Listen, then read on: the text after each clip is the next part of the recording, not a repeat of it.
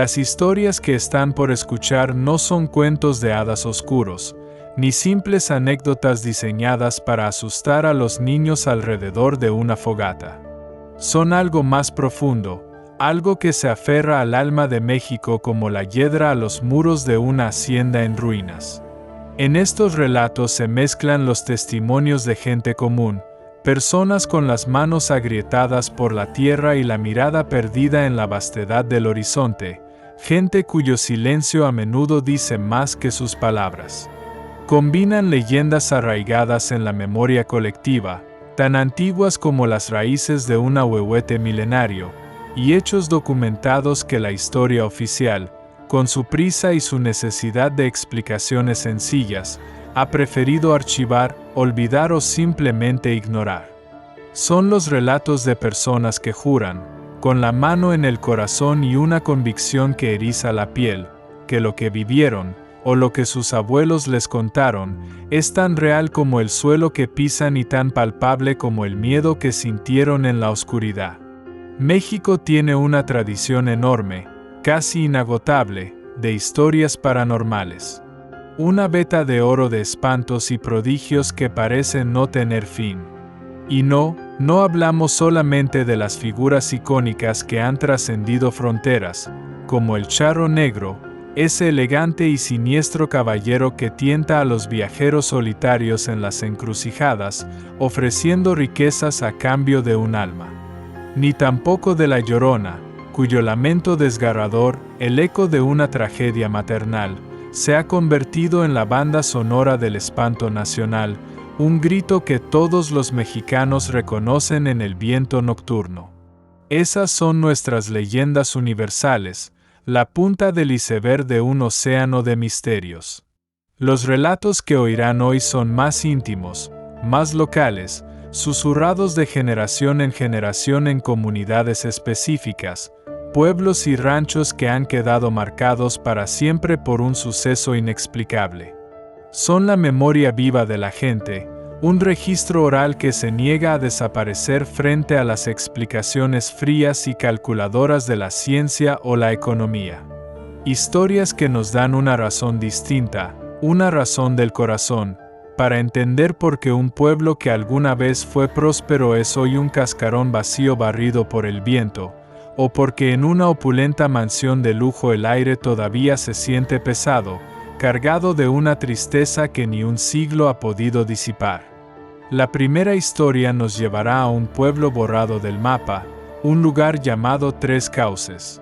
Su fin no fue causado por la sequía, la plaga o la falta de trabajo, las razones lógicas que llenan los libros. Su final fue dictado por una presencia que emergió de la niebla de su río, una entidad nacida del dolor que reclamó lo que la comunidad más amaba. Es la crónica de un éxodo forzado por un miedo que se volvió insoportable. La segunda nos sumergirá en el contraste brutal de la opulencia y la locura, en el corazón de una mansión de cantera en la suntuosa Guanajuato. Allí, los crímenes de un hombre desesperado, un viudo consumido por el luto, abrieron una herida en la realidad, un portal a la oscuridad que, según dicen, aún supura por las noches entre sus muros y en sus fríos sótanos. Y la tercera, finalmente, nos contará algo más antiguo, más elemental. Nos hablará de cómo un pacto roto con un ser mitológico, una guardiana de las aguas, una sirena de la era prehispánica, pudo haber cambiado la geografía de todo un valle, dejando una cicatriz de polvo y sequía visible en la tierra hasta nuestros días, un testimonio de la furia de la naturaleza cuando es traicionada. Son crónicas del México profundo, ese que se oculta a plena vista, en el murmullo de los ancianos, en los nombres olvidados de los parajes y en el silencio de los pueblos fantasma. Si te atreves a explorar este lado olvidado y sombrío de nuestro país, suscríbete y activa esa campana. Créeme, las historias que vienen son ecos de un México que se niega a morir y que a veces regresa para recordarnos que existe. El espíritu del río. Nuestra primera historia viene de un pueblo que ya es solo un fantasma en la memoria, un lugar que aprendió de la peor y más cruel de las formas que hay presencias que es mejor no molestar, y que existen dolores tan profundos que se niegan a morir, incluso cuando todo lo demás ha desaparecido. El lugar se llamaba Tres Cauces, aunque hoy no lo encontrarás en ningún mapa moderno, ni en los registros oficiales. Su nombre se ha perdido, arrastrado por el tiempo como los recuerdos de quienes huyeron. La cuento tal como me la relató mi abuelo, uno de los últimos en abandonar ese sitio, con el terror todavía fresco en sus ojos de niño, una sombra que, a pesar de los años, nunca lo abandonó del todo. Tres Cauces no era un pueblo rico, pero era un pueblo vibrantemente vivo. Sus días transcurrían al ritmo lento y constante del río que lo bordeaba, un afluente de corriente perezosa y aguas turbias que era, literalmente, su sangre y su alma. Imaginen el murmullo del agua como el sonido de fondo de cada conversación, de cada trabajo, de cada sueño. Cada mañana, sin una sola excepción, el río se cubría de una neblina densa, casi sólida, de un blanco lechoso que se aferraba a las casas de adobe y a los pequeños sembradíos hasta bien entrada la mañana, como si el propio río exhalara un aliento frío sobre el mundo. Esa niebla y ese río eran la vida del pueblo, les daba de beber, regaba sus magras cosechas de maíz y frijol, y en sus orillas, allí donde los sauces llorones hundían sus ramas en el agua como dedos largos y verdes, jugaban los niños. Su risa era el contrapunto alegre al susurro del agua. Pero fue ahí, en esa misma niebla que parecía tan pura y en esas aguas que daban la vida, donde todo comenzó a pudrirse. El mal nunca llega anunciándose con trompetas, se desliza en silencio, como la humedad. Empezó como un susurro, una sensación incómoda en la nuca, esa impresión de ser observado cuando no hay nadie. Los perros, esos centinelas del alma de los pueblos, que antes dormitaban perezosamente bajo el sol de la tarde, comenzaron a aullar sin motivo al amanecer, con el pelo del lomo erizado y la mirada fija, inmóvil, hacia el agua. Aullaban no de agresividad, sino de un miedo primario. Los pescadores, hombres de piel curtida por el sol y de manos callosas por el esfuerzo diario, empezaron a sentir un frío anormal al lanzar sus redes en la madrugada. Un frío que no era el del agua helada, sino algo más, algo que parecía emanar de las profundidades y que se negaba a ser disipado por los primeros rayos del sol. Era como si el calor de la vida ya no pudiera atravesar la bruma para calentarles la piel. Y entonces, la gente comenzó a verla. Primero fueron los más madrugadores, los campesinos que salían a sus labores cuando el mundo aún era una paleta de grises y el silencio era casi absoluto. Describían una mujer que caminaba junto al agua. No caminaba sobre la orilla, sino justo en el borde, donde la tierra se encuentra con la corriente.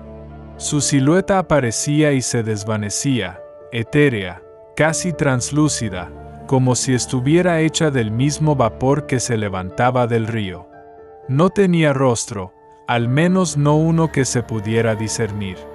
Solo era una forma alargada y oscura que se recortaba contra la blancura cegadora de la niebla matutina. Un manchón de oscuridad en un lienzo de luz difusa. Al principio, era solo un chisme, una curiosidad que se compartía con una mezcla de intriga y escepticismo. ¿Ya viste a la mujer del río?, se preguntaban en voz baja en el pequeño mercado, entre risas nerviosas y codazos cómplices. Los más jóvenes lo tomaban como un cuento nuevo. Los más viejos, sin embargo, no se reían. Fruncían el ceño, apretaban los labios cuarteados y murmuraban un nombre en voz baja, casi inaudible, como si temieran invocarla al decirlo en voz alta: Rosario. Ellos sí recordaban. Juraban que era el fantasma de una joven del pueblo que se había ahogado en ese mismo río décadas atrás, durante una crecida repentina y violenta que nadie vio venir. La habían arrastrado las aguas mientras trataba desesperadamente de salvar a su hermano pequeño, que había caído accidentalmente. El niño sobrevivió, pero ella no. Fue una tragedia que había vestido de luto a la comunidad entera por meses. Al principio, la gente quiso creer que su regreso era solo el de un espíritu melancólico, un alma en pena que volvía a visitar el lugar que tanto amó en vida y donde encontró un final tan terrible. ¡Qué equivocados estaban! Su pena se había agriado con los años, se había convertido en otra cosa. El rumor se transformó en un miedo palpable cuando las apariciones se hicieron más claras, más cercanas. Ya no era solo una silueta lejana y borrosa. Algunos juraban haberla visto por un instante, antes de que se desvaneciera. Hablaban de su largo cabello negro flotando en el aire como si aún estuviera bajo el agua, de su vestido blanco, antiguo, pegado al cuerpo y chorreando sin cesar, como si acabara de salir del río en ese preciso momento. No caminaba, se deslizaba sobre la tierra sin mover los pies, en un silencio absoluto y antinatural. El sonido de los grillos, de las ranas, del propio viento, todo parecía callar cuando ella estaba cerca. Las madres, con el corazón encogido por un pavor ancestral, les prohibieron a sus hijos acercarse solos al río. Las risas infantiles desaparecieron de las orillas. La gente ya no la llamaba Rosario con familiaridad y lástima. Ahora era la entidad, la ahogada, o incluso susurraban, aterrados, que era la Llorona, que finalmente había llegado a su pueblo a llevarse lo que no era suyo. El aire en Tres Cauces se volvió pesado, espeso. Las noches se sentían más largas y el murmullo del río, que antes era una canción de cuna para el pueblo, ahora sonaba como un lamento constante, helado e incesante. Y entonces, ocurrió la primera tragedia. Desapareció Mateo, el hijo del panadero, de apenas 6 años. Un niño alegre, de risa fácil y contagiosa, que siempre jugaba con barcos de papel hechos con hojas de cuaderno en la orilla mientras su padre amasaba el pan del día. Lo buscaron por días y noches que se sintieron como siglos. Fue un pueblo entero unido por la desesperación, peinando cada rincón del monte, cada metro de la ribera, con lámparas de petróleo que parpadeaban en la oscuridad y gritos con su nombre que se perdían en el silencio opresivo de la noche. No encontraron nada. Ni una huella en el lodo, ni un grito de auxilio escuchado, ni un solo rastro de su ropa o de sus barquitos de papel. Simplemente se desvaneció, como si la niebla se lo hubiera tragado. 2 semanas después, con el pueblo aún sumido en un dolor silencioso y denso, se perdió otra niña, la hija de la costurera. Estaba lavando pañuelos en una piedra lisa junto al agua, a plena vista de su casa. Su madre se dio la vuelta por un minuto, solo uno, y al volver a mirar, ya no estaba. El pánico, antes una corriente subterránea, ahora se desbordó e inundó cada hogar. Ya no era una leyenda, ni un mal presagio. Era una amenaza real, física y palpable que les estaba robando el futuro, que les arrebataba a sus hijos sin piedad y sin explicación. Los cuerpos aparecieron río abajo casi un mes después, encontrados por pescadores de un pueblo vecino que no sabían nada de la historia. Estaban intactos, sin una sola marca de violencia, sin signos de lucha, sin el aspecto hinchado y desfigurado de los ahogados comunes. Sus ropas estaban limpias, sus ojos cerrados con placidez, y una expresión extrañamente serena en sus pequeños rostros. Parecía que se habían quedado dormidos en el agua y la corriente los había mecido hasta allí. Pero todos en Tres Cauces sabían la verdad, una verdad que helaba la sangre. La mujer del río se los había llevado. No los había ahogado por furia o maldad. Los había reclamado por soledad, para calmar su propia pena eterna, llevándose a otros niños para que la acompañaran en su tumba acuática.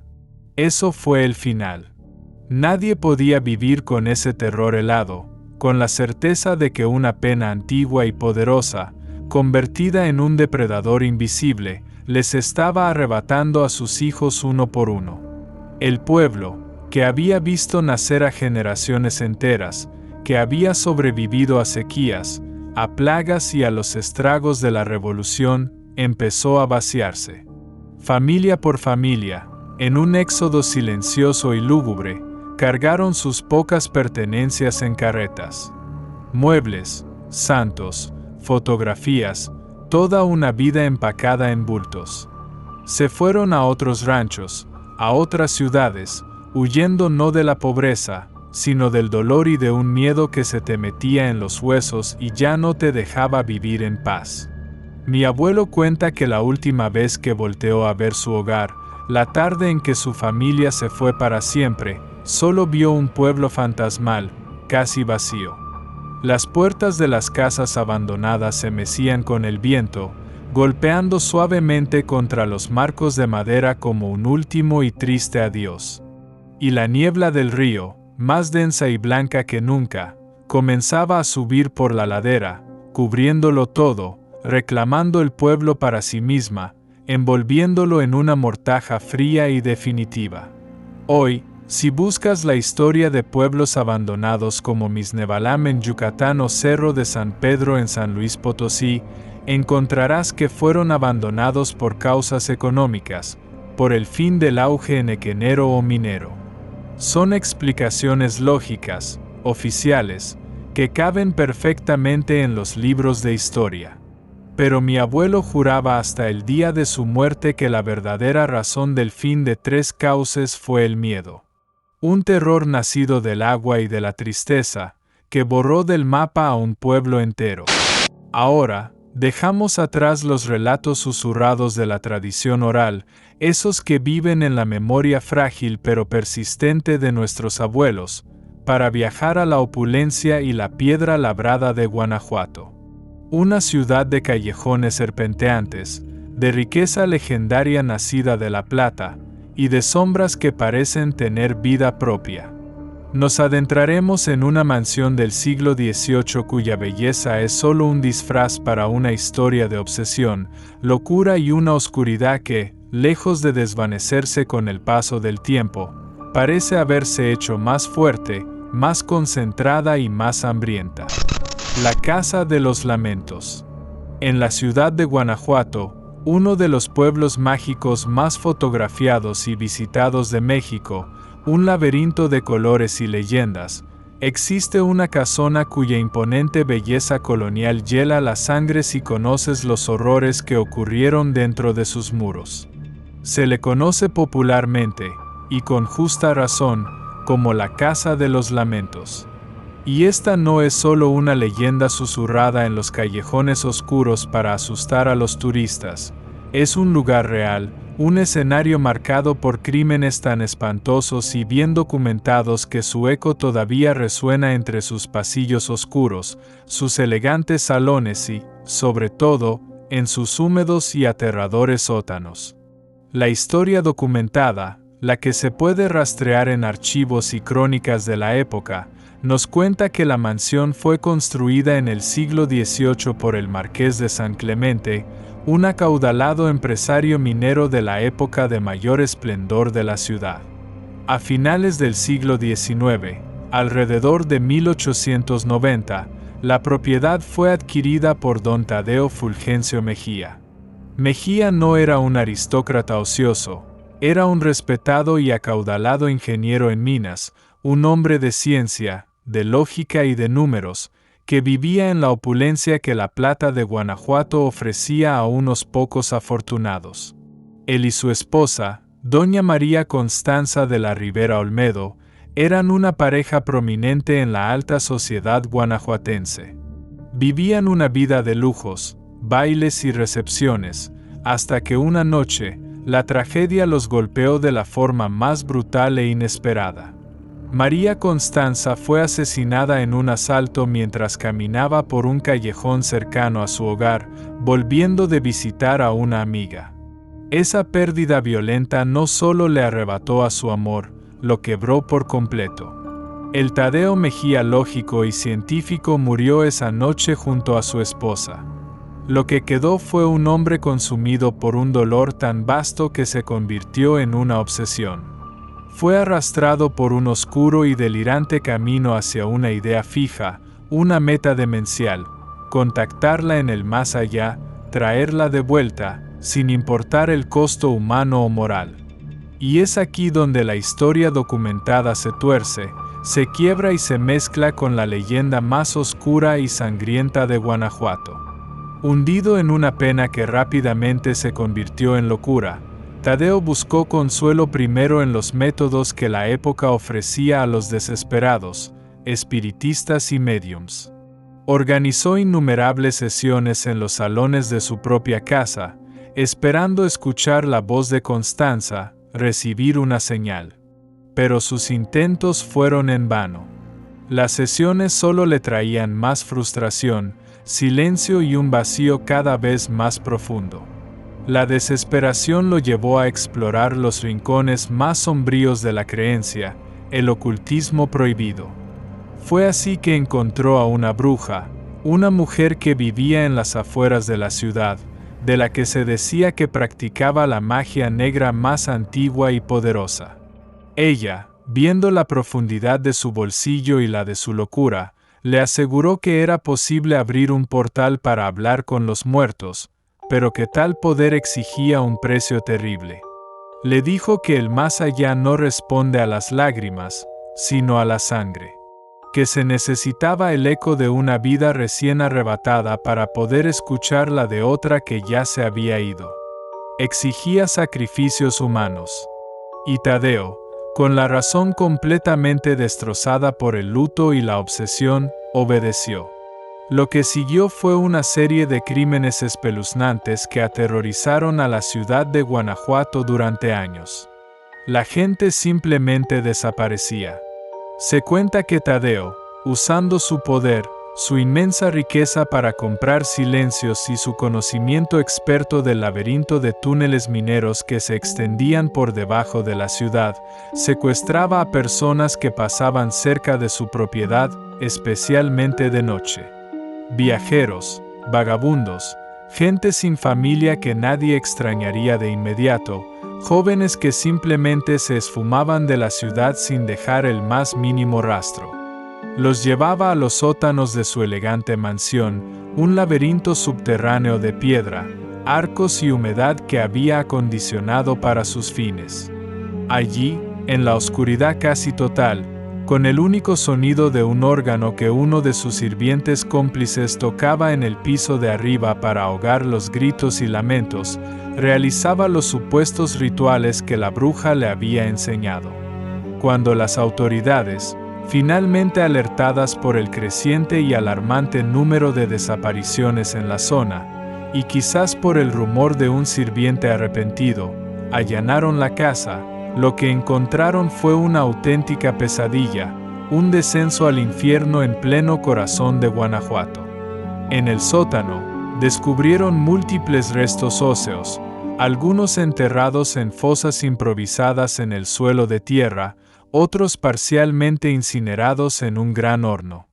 Hallaron también una biblioteca de libros de magia negra y ocultismo, altares improvisados y las herramientas de una demencia sin límites.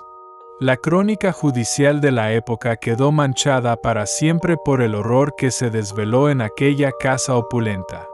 Desde ese momento, la casa quedó maldita, impregnada por el sufrimiento.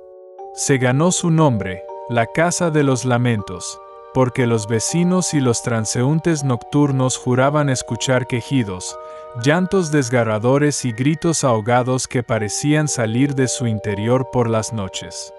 Decían que no era el lamento del propio Tadeo, quien según la mayoría de los relatos se suicidó con un disparo en la cabeza en su despacho antes de que las autoridades pudieran capturarlo. Afirmaban que eran las voces de sus incontables víctimas, sus almas atrapadas para siempre en el lugar donde encontraron un final tan terrible, condenadas a revivir su terror una y otra vez. Hoy, la casa es un museo que, irónicamente, atrae a miles de visitantes cada año. La gente recorre sus elegantes habitaciones de techos altos y admira la arquitectura, pero son los sótanos los que convocan a los curiosos de lo paranormal y a los valientes. Los guías y trabajadores del lugar reportan fenómenos inexplicables de forma constante y rutinaria. Hablan de susurros que parecen seguirte entre los pasillos, de sombras que se mueven por el rabillo del ojo en las esquinas oscuras, de objetos que se mueven solos y, sobre todo, de una sensación opresiva de tristeza y angustia que lo impregna todo. Un peso en el pecho que se hace casi insoportable al bajar las escaleras hacia el lugar donde se cometieron los crímenes. La energía de la locura de Tadeo Mejía y el sufrimiento atroz de sus víctimas dejaron una cicatriz psíquica tan profunda en esa casa que, más de un siglo después, se niega a sanar. Nuestra última historia no habla de fantasmas vengativos nacidos del dolor humano, ni de la demencia de un solo hombre. Habla de algo más antiguo y elemental. Nos cuenta como un pacto con una criatura mítica, un espíritu de la naturaleza, y un corazón humano lleno de codicia, pudieron haber alterado la geografía de toda una región para siempre, dejando una herida visible en la tierra hasta nuestros días, un desierto donde antes hubo un paraíso. La pérdida de la sirena de Lerma. En el municipio de Lerma, en el Estado de México, si le preguntas a los más viejos, a los abuelos que aún recuerdan las historias de sus propios abuelos, porque desaparecieron las enormes y vitales lagunas que daban vida al Valle de Toluca, no te darán una respuesta científica sobre urbanización, cambio climático o acueductos. Te contarán, con una mezcla de nostalgia, respeto y una tristeza profunda en la mirada, la leyenda de la Tlanchana, la sirena de la laguna. Aquí es donde la magia de la memoria colectiva choca violentamente con la dura realidad de los registros históricos. La desecación de las lagunas del Alto Lerma es un hecho documentado, un ecocidio real. Fue un proceso gradual que se aceleró dramáticamente a mediados del siglo XX por la construcción de obras hidráulicas masivas. Un sistema complejo de pozos, canales y túneles diseñados para desviar el agua de las lagunas y abastecer a la creciente y sedienta Ciudad de México. Esa es la verdad oficial. Pero para la gente de Lerma, para el alma del pueblo, la verdadera respuesta no está en los informes de ingeniería ni en los decretos presidenciales. Está en una historia de amor, traición y una pérdida irreparable que secó la tierra de pena. Cuentan los antiguos que en la laguna de Chimaliapan, la más grande y hermosa de un sistema de 3 lagunas, vivía una guardiana de las aguas de una belleza increíble. Mucho antes de la conquista española, era venerada por los pueblos matlatzincas y otomíes como una deidad, un espíritu mágico del agua. La describían como Acuecueyotelcihuatl, mitad mujer y mitad serpiente acuática. Con la llegada de los españoles y la mezcla de creencias, su imagen se transformó en la de una sirena clásica, torso de mujer, cola de pez. Cuando ella estaba contenta, el agua de las lagunas era cristalina, la pesca era milagrosamente abundante y la vida florecía en las riberas.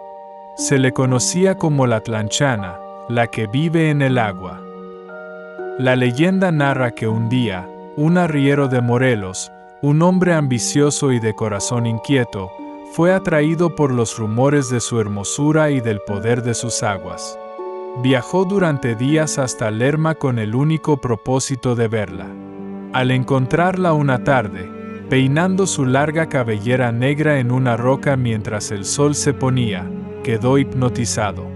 Se enamoró al instante de su belleza, o eso le hizo creer.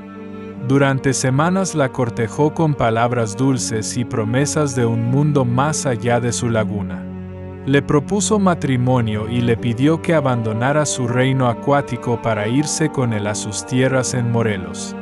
La sirena, que rara vez interactuaba con los hombres, se sintió conmovida por sus palabras y su aparente devoción. Aceptó, pero le impuso una condición sagrada e inquebrantable: él debía prometer que se haría cargo de todos y cada uno de sus hijos. El arriero, pensando que hablaba de niños humanos que pudieran tener en el futuro, aceptó sin dudar un segundo, ansioso por poseerla. Fue entonces cuando la Atlanchana, confiada en su promesa, alzó los brazos hacia el cielo. De su cuerpo, de su cabello, de entre sus manos, cayeron al agua miles de criaturas: ranas, ajolotes, acosiles, culebras de agua y miles de peces de todas las especies imaginables. Esos eran sus hijos, toda la vida que bullía y existía en la laguna. A pesar del susto inicial, la codicia del arriero fue mucho mayor que su palabra. Cumplió su promesa, pero de la forma más cruel que se pueda imaginar. En cuanto a la sirena, ahora vulnerable al haber aceptado dejar su elemento, salió del agua transformando su cola en piernas, el hombre la capturó. La encerró en un gran huacal de madera que tenía preparado, lo cargó en su mula y partió a toda prisa rumbo a Morelos, sin mirar atrás ni una sola vez, abandonando a todos los hijos de la Atlanchana a su suerte. El relato fantástico termina ahí, con el secuestro, pero sus consecuencias, según la gente de Lerma, fueron inmediatas y devastadoras. Cuentan que desde el momento en que se robaron a su guardiana, las lagunas comenzaron a morir de tristeza. El agua empezó a retirarse de las orillas, el lodo profundo se agrietó bajo un sol que parecía más caliente que nunca, y la tierra fértil se volvió salitrosa y estéril. Las aves migratorias que pintaban el cielo cada año en un espectáculo natural, dejaron de llegar. Y los pescadores, los hombres de las redes, que durante siglos habían vivido de la generosidad de la laguna, perdieron su sustento y su identidad. Mientras tanto, en Morelos, la leyenda dice que gracias a la sirena cautiva, comenzaron a brotar manantiales donde no los había, y el agua se volvió abundante como nunca antes, robándole la vida a un valle para dársela a otro. Así, mientras los ingenieros y los historiadores hablan de causas hidrológicas, de la necesidad del desarrollo urbano y del sistema Cutzamala para explicar la desaparición de los humedales del Alto Lerma, el alma del pueblo insiste en que la sequía que padece la región no es solo falta de agua. Es una profunda tristeza que se apoderó de la tierra el día que le arrebataron su espíritu, su corazón líquido. El México rural, sus rincones olvidados y sus pueblos silenciosos guardan misterios que van mucho más allá de lo que podemos explicar con la simple razón o la lógica científica. Historias como las de Tres Cauces, la Casa de los Lamentos y la Sirena de Lerma nos recuerdan que, en el silencio del campo y en la memoria de su gente, la línea que separa la realidad de la leyenda es increíblemente delgada y, a menudo, irrelevante. A veces, el sentir colectivo de una comunidad, el eco de un crimen atroz o el dolor profundo por una pérdida irreparable, pesan más y tienen más verdad que cualquier registro oficial o explicación científica. Estas crónicas no son solo cuentos de fantasmas o mitos pintorescos. Son el verdadero patrimonio intangible de nuestro país.